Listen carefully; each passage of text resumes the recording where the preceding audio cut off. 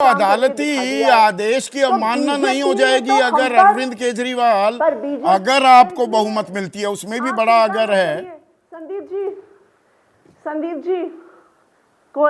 जी आप उसकी चिंता मत करिए।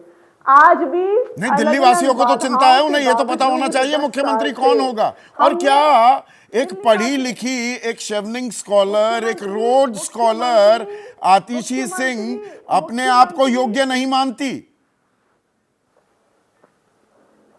ये बीड़ा आप क्यों नहीं उठा सकती? सवाल किसी की योग्यता और अयोग्यता का नहीं है। सवाल किसी की योग्यता अयोग्यता का नहीं है। सवाल लोकतंत्र में जनता की चॉइस का है और जनता दिल्ली की अरविंद केजरीवाल जी को मुख्यमंत्री चौथी बार बनते हुए देखना चाहती है। तो ये आपकी चॉइस और मेरी चॉइस की बात नहीं है, ये दिल्ली के लोगों की चॉइस है। इसी को संदीप जी लोकतंत्र कहते हैं, इसी को जनतंत्र कहते हैं। अतीत हमें बहुत कुछ सिखाता है। आप भी हिस्ट्री को अच्छा खासा ट्रैक करती हैं। आतिशी में 25 साल का बनवास हो गया बीजेपी का। वो बनवास कैसे आया था? साहिब सिंह वर्मा मुख्यमंत्री थे, बदले गए आखिरी मिनट पर और सुषमा स्वराज को लेकर आए कि भाई देखिए एक महिला चेहरा दिल्ली को दिया जा रहा है और बीजेपी सरकार पर अपनी सत्ता में फिर से काबिज हो जाएगी। 25 साल का बनवास हो गया, आपको मुख्यमंत्री बनाया गया है, बनवास की तरफ जा रही है आम आदमी पार्टी। इतिहास कुछ ऐसे संकेत देता है।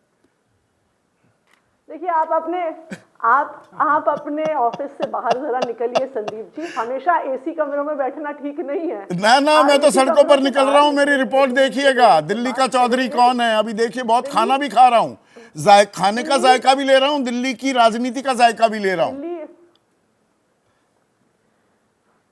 तो देखिए क्या है, हमें इस बात को समझना पड़ेगा।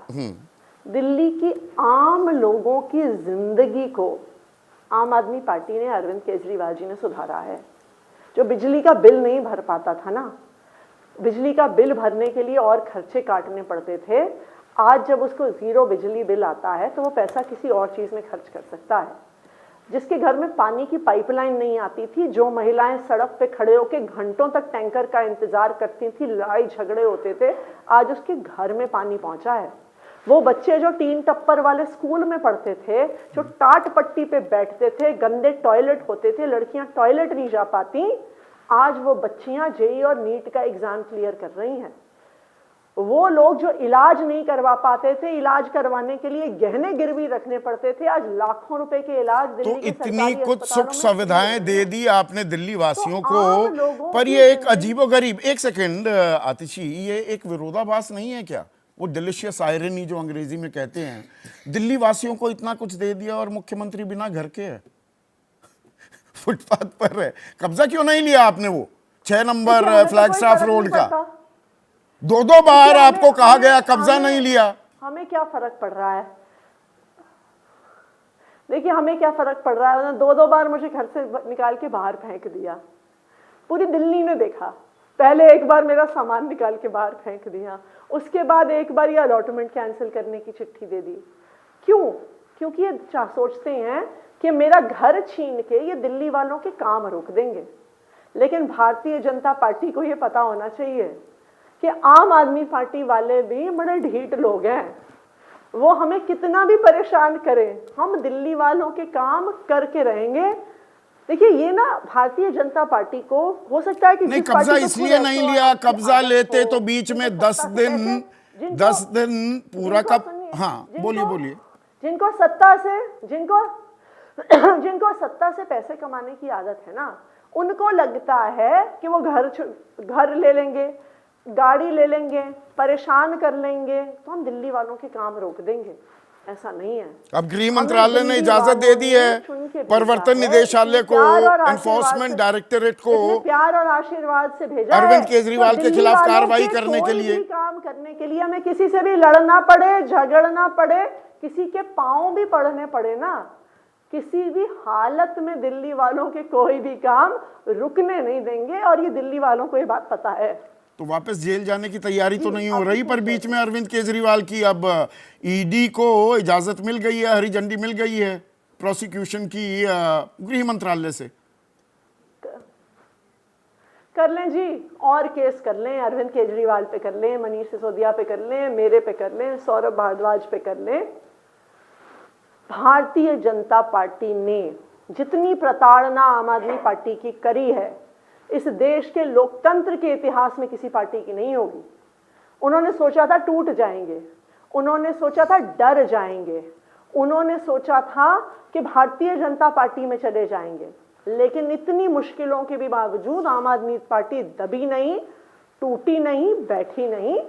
हम दिल्ली वालों के लिए काम करते आए हैं, और ये लोग कितना भी परेशान करें, हम दिल्ली वालों के लिए काम तो करते इतना रहेंगे। काम पर विश्वास था, तो ये 2100 रुपए महिलाओं को 10 साल सत्ता सुख भोगने के बाद दे रहे हैं। 60 साल से ऊपर के लोगों को संजीवनी योजना में अनलिमिटेड मुफ्त इलाज। ये जो रेवड़ियां आप दे रहे हैं, ये सीधे सीधे घूस है ना। घूस देने की नौबत क्यों आ रही है, इतना काम किया है तो? आतिशी, मैं सोचती हूँ कई बार संदीप जी, ये आप कह रहे हैं, अभी आपने एक शब्द का इस्तेमाल किया, डिलिशियस आयरनी। इस देश में बड़े बड़े उद्योगपतियों के लाखों करोड़ रुपए माफ हो जाते हैं, उसे कोई रेवड़ी नहीं कहता, उसे कोई फ्री भी नहीं कहता। एक आम परिवार को 200 यूनिट बिजली फ्री मिल जाती है, वो रेवड़ी हो जाती है।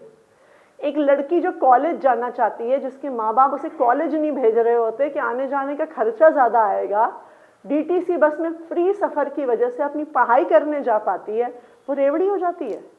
एक महिला जिसको अपने हर छोटे छोटे खर्च के लिए अपने पति के सामने, अपने पिता के सामने हाथ फैलाने पड़ते हैं, उसको कोई 2100 रुपये दे दे तो वो रेवड़ी हो जाती है। मैं ये पूछना चाहती हूँ कि अगर हम किसी आम व्यक्ति की जिंदगी को बेहतर बना रहे हैं, वो आपको रेवड़ी दिखती है। जो बड़े बड़े उद्योगपतियों के लाखों करोड़ माफ हो जाते हैं, वो तो फाइनेंशियल इंसेंटिव हैं। आप बताइए, ये डिलिशियस आयरनी नहीं है क्या संदीप जी? तो देखते हैं डिलिशियस आयरनी। और ये मुख्यमंत्री को लेकर जो ये विवाद उठा है, ये कहां पहुंचता है और दिल्ली की जंग किस ओर जाती दिखाई देती है।